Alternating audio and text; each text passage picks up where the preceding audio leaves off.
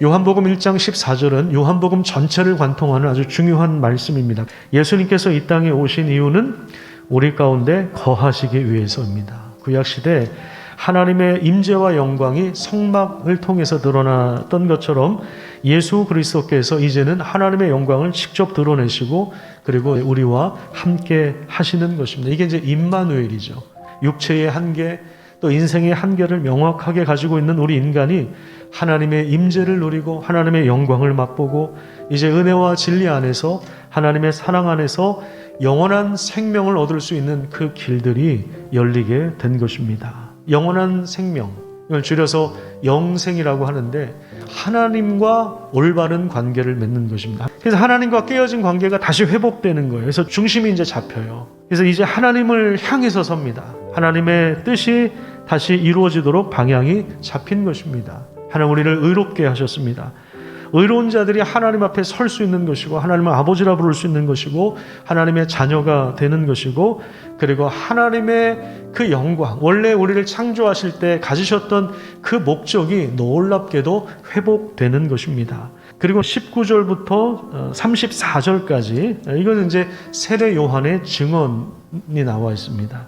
보라 세상 죄를 지고 가는 하나님의 어린 양이로다. 자, 그런데 이제 이 증언 때문에 세례 요한의 제자였던 두 사람이 예수님을 따르기 시작합니다. 38절에 보시면 그 두 제자에 대해서 예수님이 이렇게 질문하세요. 무엇을 구하느냐? 세례 요한을 따르다가 이제 나를 따르려고 하는 이유가 무엇이냐? 나에게 기대하는 바가 무엇이냐? 이렇게 예수님께서 질문하시는 것입니다. 거기에 대해서 두 사람이 이렇게 대답을 해요. 랍비여 어디 계십니까? 우리가 선생님을 더 알고 싶습니다. 그러니 우리를 좀 제자로 받아주십시오. 이렇게 요청을 하시는 건데 여기에 대해서 예수님께서 이렇게 대답을 하십니다. 예수께서 이르시되 와서 보라. 그러므로 그들이 가서 계신 데를 보고 그날 함께 거하니 때가 제 10시쯤 되었더라. 아멘. 와서 보라. 예수님께서 그 마음 문을 열어주세요. 그리고 함께 거하니 그러니까 예수님께서 머무신 그 공간에서 두 제자가 함께 머물렀습니다. 함께 거했습니다. 이게 굉장히 이 표현이 중요한데 왜냐하면 1장 14절에 말씀이 육신이 되어 우리 가운데 오신 이유가 뭐라 그랬어요? 함께 거하기 위하여 우리 가운데 거하시기 위해서이기 때문에 그렇습니다. 사도 요한이 세례 요한을 따르다가 이제 예수님을 만나서 이제 그분을 따르고 이제 예수님께서 거주하신 곳에서 하룻밤 같이 머물렀는데 자, 이 감동, 예수님과의 그 사귐에 대한 그 감동을 이렇게 나중에 이제 증언하고 있는 거예요. 자, 태초부터 있는 생명의 말씀에 관하여는 우리가 들은 바요. 그리고 눈으로 본 바요. 자세히 보고 우리 손으로 만진 바라.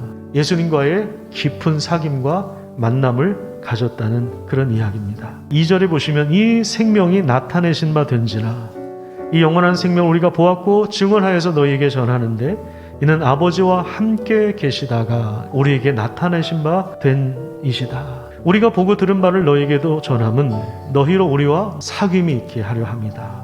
그리고 4절에 보시면 우리가 이것을 쓰면 우리의 기쁨이 충만하게 하려 합니다. 그러니까 예수님과의 만남은 보통 만남이 아니에요. 그 하나님을 만난다라고 하는 것은 하나님의 영광을 마주 대하는 예수님과의 사귐은 영원한 사귐이 되는 것입니다. 사도 요한이 예수님을 다른 이들에게 전하는 이유가 바로 여기에 있는 것입니다. 너희로 우리와 사귐을 가져서. 근데 이 사귐은 어떤 사귐이냐?